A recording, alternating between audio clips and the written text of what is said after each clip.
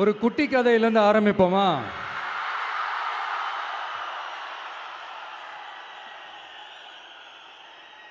ஒரு பெரிய ஊர், ஒரு 4 ரோடு ஜாயிண்ட் ஆகிற மாதிரி ஒரு ஜங்ஷன், ஒரு பிஸியான ஏரியா, ஆள் நடமாட்டம் அதிகமாக இருக்கக்கூடிய ஒரு ஏரியா.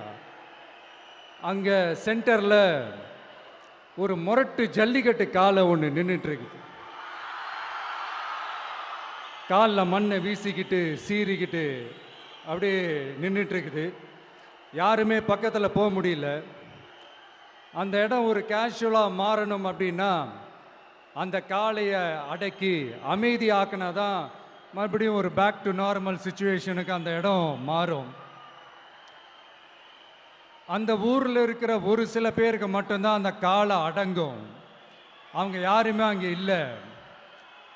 ஆனால் அந்த க்ரௌடில் இருந்த ஒரு சில பேர், ஆல்ரெடி அந்த காளையை அடக்கணங்களோடு இருந்த ஒரு சில பேர், எங்களுக்கு இல்லாத அனுபவமா? நாங்க பார்க்காத காளையா? நாங்க பார்க்காத மாடா? நாங்க போய் அடக்குறோம்னு சொல்லிட்டு உள்ள போறாங்க. ஒருத்தராலையும் அந்த காளையை தொடக்கூட முடியல. எல்லாரையும் அடிச்சு வீசி தூக்கி போட்டுருச்சு. இப்போ என்னடா பண்றது அப்படின்னு பார்க்கும்போது அந்த கூட்டத்தை விலக்கிட்டு ஒரு சின்ன பையன் ஒரு என்ட்ரி ஒன்று கொடுக்குறான். உங்களுக்கு தான் தெரியும்ல, டேய் எங்களாலே முடியல, நீ எல்லாம் என்னத்தை போய் கிழிக்க போற? எங்களுக்கு அவ்வளோ அனுபவம் இருக்குது, நாங்களே அடிபட்டு ஓரமாக படுத்து கிடக்கிறோம், இவன் விளையாட்டுத்தனமாக ஏதோ பண்ணிட்டு கிடக்கிறான், பாவம் அந்த காளைகிட்ட போய் அடிபட்டு சாவ போகிறான், பச்சா பையன், அந்த பையன், இந்த பையன், அண்டர் எஸ்டிமேட் பண்ணுறது, ஏளனமாக பேசுறது, இப்படி ஒரு பக்கம். இன்னொரு பக்கம் பரிதாபப்பட்டு, ஐயோ பாவமே, இப்படி தனியாக போய் மாட்டிக்கிட்டானே அந்த காளைகிட்ட, என்ன பண்ண போகிறானோ அப்படின்ட்டு ஒரு பக்கம் பரிதாபப்பட்டு பேசுகிறாங்க. அந்த சின்ன பையன் எதுவுமே காதலையே போட்டுக்காம 2 பாக்கெட்லையும் கையை விட்டுக்கிட்டு ஸ்டைலா கெத்தா தில்லா அப்படியே உள்ள போறான். ஒரு ஸ்டெப் எடுத்து வைக்கிறான், அந்த காலை அப்படியே சீறிக்கிட்டே நின்றுட்டு இருக்குது. இன்னொரு ஸ்டெப் எடுத்து வைக்கிறான், காலை அப்படியே சீறிக்கிட்டே முன்னாடி வருது.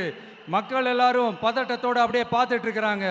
இன்னொரு ஸ்டெப் எடுத்து வைக்கிறான், காலை அப்படியே முட்டை வரும்போது பாக்கெட்டுக்குள்ள மறைச்சி வச்சிருந்த 2 புல்லுக்கட்டு அதை அந்த காளை கிட்ட காட்டுறான். காளை அப்படியே சடனா வந்து நின்று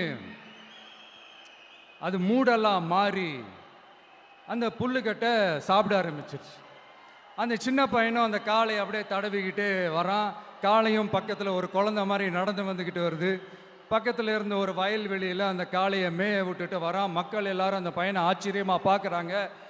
அந்த அடிபட்டு கிடந்த அந்த அனுபவசாலிங்க தலையை தொங்க போட்டு நின்றுட்டு இருக்கிறாங்க. ஏன்னா பேசின பேச்சு அப்படி. வாய் இருக்குன்றதுக்காக நக்கலுமா நையாண்டியுமா நச நச நச நசன் ஒரே பேச்சு. என்ன பண்ணுறது, தலையை குனிஞ்சு அப்படியே நின்றுட்டு இருக்கிறாங்க. அங்கே ஒரு பெரியவர் வர்றார். வந்து அந்த பையன்கிட்ட கேட்குறாரு, எப்படிப்பா இப்படி ஒரு முரட்டு காலை சீறிட்டு நின்றுட்டு இருந்தது, எப்படி அந்த காளையை அடக்கின அப்படின்னு கேட்டதுக்கு அந்த பையன் சொல்கிறான், ஐயா எனக்கு அந்த காளையை பார்த்தா கோபமாக இருந்த மாதிரிலாம் எனக்கு தெரியல, அந்த காலை பசியோடு இருந்த மாதிரி இருந்தது, அதனால தான் அந்த புல்லுக்கட்டை காமிச்சவொடனே ஓகே நமக்கு தேவையானது கிடச்சிருச்சு அப்படின்னோடனே அந்த புல்லுக்கட்டை சாப்பிட்டுட்டு நம்மளோட அப்படியே ஜாலியாக வாக்கிங் வந்துருச்சு அப்படின்னு சொன்னான். இதை கேட்ட அந்த பெரியவர் சொன்னாரா, இந்த சின்னவங்க பெரியவங்க அனுபவம் இருக்கிறவங்க அனுபவம் இல்லாதவங்க இதெல்லாம் விஷயமே கிடையாது. யாரா இருந்தாலும் அந்த சூழலுக்கு ஏற்ற மாதிரி அந்த சிச்சுவேஷனுக்கு தகுந்த மாதிரி என்ன பண்ணி அந்த ப்ராப்ளமை சால்வ் பண்ணுறான், ஏது பண்ணி அந்த ப்ராப்ளமை சால்வ் பண்ணுறான், அதுதான் விஷயமே, அதுதான் மேட்ரு. ஸோ நீ சூப்பர்ப்பா, என்ன ப்ராப்ளம் வந்தாலும் நீ சால்வ் பண்ணிடுவ அப்படின்னு முதுகில் தட்டி கொடுத்துட்டு அந்த பெரியவர் போகிறார். இப்போ அந்த கதையில் அந்த முரட்டு ஜல்லிக்கட்டு காலை தான் நம்ம தமிழ்நாட்டு அரசியல் களம். அந்த பெரியவர் தான் நம்ம தமிழக மக்கள். அந்த பாக்கெட்டுக்குள்ள ஸ்டைலா தில்லா கெத்தா ஒருத்தன் உள்ள வந்தான் பாருங்க, அவன்தான்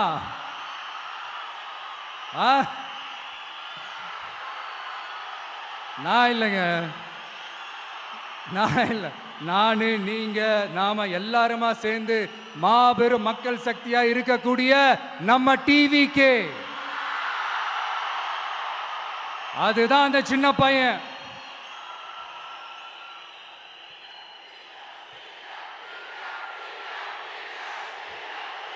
தேங்க்யூ தேங்க்யூ தேங்க்யூ.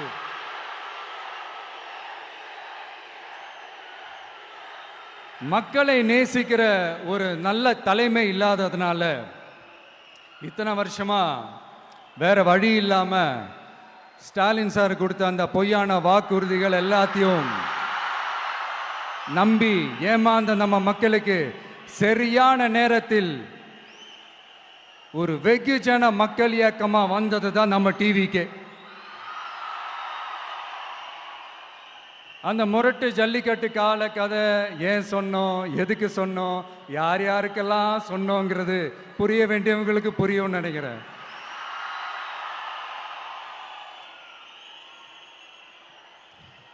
இப்போ நாம ஒவ்வொரு வீட்டில் உயிரா உணர்வா இருக்கிறோம். ஆனால் நான் உங்கள் எல்லாரையும் நேரில் சந்திக்கணும், நீங்கள் இருக்கிற ஊருக்கே உங்களை சந்திக்கணும் அப்படின்றது தான் எனக்கு மனசில் இருக்கிற ஒரு பெரிய ஆசை. ஆனால் அந்த சிச்சுவேஷன் ஒரு எதிர்கட்சியாக இருந்து கேள்வி கேட்டுக்கிட்டு இருக்கிற இந்த நேரத்தில் நமக்கு எதிராக என்ன சூழ்ச்சிகள்லாம் நடக்குதுன்றது உங்கள் எல்லாருக்குமே நல்லா தெரியும். அதனால் இப்போ உங்களுக்கு ஒரு வாக்குறுதியை கொடுக்குறேன். நம்மளுடைய ஆட்சி அமைஞ்சதும்